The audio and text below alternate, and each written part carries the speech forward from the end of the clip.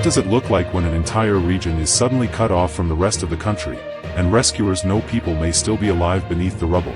That is the terrifying reality unfolding in western Colombia after the strongest earthquake recorded in the country this century tore through cities, towns, and remote communities. More than 200 people have now been reported dead, thousands remain unaccounted for, and rescue crews are still struggling to reach some of the areas closest to the epicenter. The earthquake struck at about 7:34 Monday morning, August 10th, with a magnitude of 7.4 and an epicenter near San José del Palmar in Colombia's Chocó department. The quake occurred more than 100 kilometers underground, but its force was felt across all 32 departmental capitals and even in neighboring Ecuador and Panama.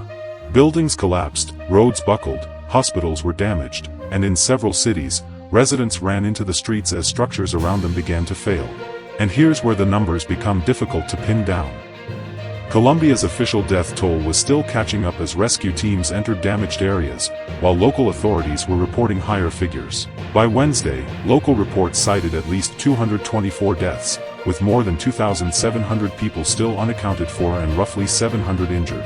Other tallies have been even higher, which means the final human cost of this disaster remains uncertain as crews reach communities that were cut off by damaged roads and communications failures. Some of the most desperate scenes are coming from Cali and Pereira.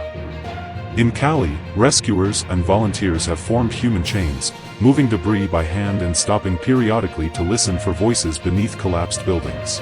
At one site, as many as 25 people were feared trapped inside a residential building, while rescue crews were also working at dozens of other locations across the city. But then came a moment of hope. Rescuers in Cali pulled a baby and the child's mother alive from the wreckage of a collapsed building. In another dramatic rescue, a woman was brought out alive from the rubble in Pereira, emerging dusty and injured as people around her applauded. Those moments are more than emotional scenes. They are exactly why rescue crews are refusing to give up, even as the search enters a critical phase. The first 48 to 72 hours after a major earthquake can be especially important for finding survivors, but that window isn't an absolute deadline.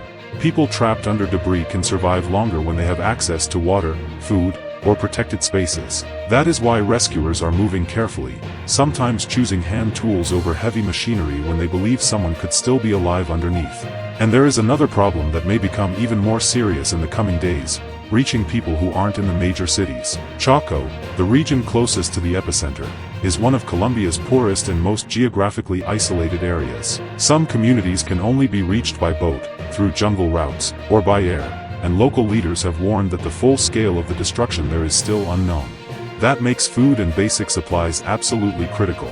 Rescue is only the first challenge. Survivors who have lost homes, electricity, communications, and access to markets will need clean water, food, medical care, shelter, and transportation.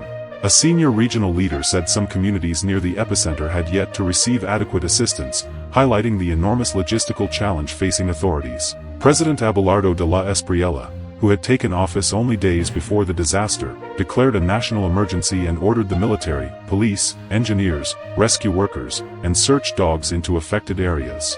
The United States has announced $15.5 million in emergency assistance for shelter, food, and other relief, while the European Union and several other countries have also offered support.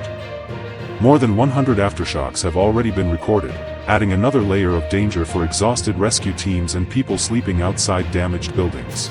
And with communication still disrupted in some areas, families are facing an agonizing wait to learn whether missing relatives are alive. For Colombia, this isn't simply a story about a powerful earthquake. It's a race against time, geography, damaged infrastructure, and uncertainty. Every voice heard beneath the rubble can change a family's story in an instant, and every community finally reached could reveal another part of a disaster that is still unfolding. For now, the rescuers keep digging, families keep waiting, and Colombia is holding on to every possible sign of life. If you found this update helpful, don't forget to like the video, subscribe to Prime Wire, and turn on notifications so you never miss the latest news. Thanks for watching.